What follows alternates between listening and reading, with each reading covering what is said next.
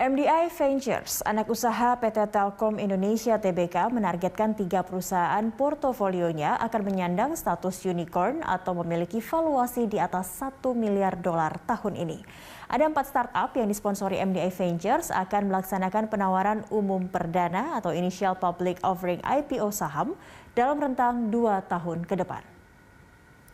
Managing Partner MDI Ventures Kenneth Lim menjelaskan, sejauh ini sudah ada 2 perusahaan startup MDI Ventures yang menjadi unicorn, yakni Nium dan Kredivo. Sementara 1 perusahaan lagi akan menyusul menjadi unicorn tahun ini. MDI Ventures memiliki lebih dari 50 portofolio dengan 15 diantaranya berstatus centaur atau memiliki valuasi di atas $100 juta sampai di bawah $1 miliar Amerika Serikat.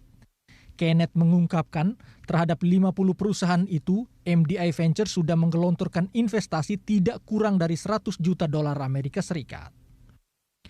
Perusahaan startup ini juga tertarik untuk mencatatkan sahamnya di bursa domestik maupun bursa negara lain. Salah satunya adalah Kredivo yang akan IPO di Amerika Serikat.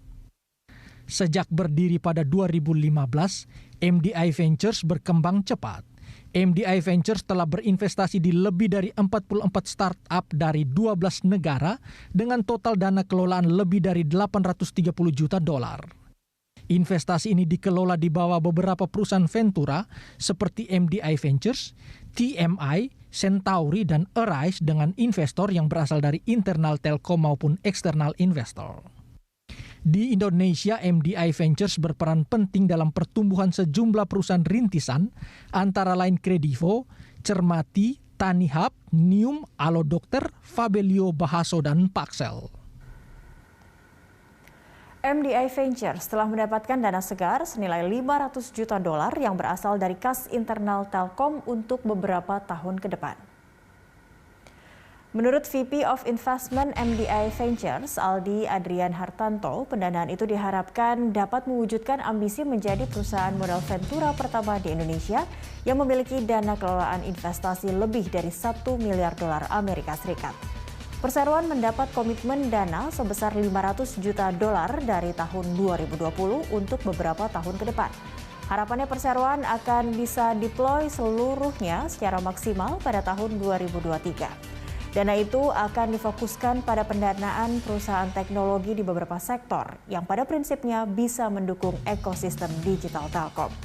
Langkah tersebut bisa memicu MDI Ventures meraih pendapatan $5 hingga $10 juta per tahun.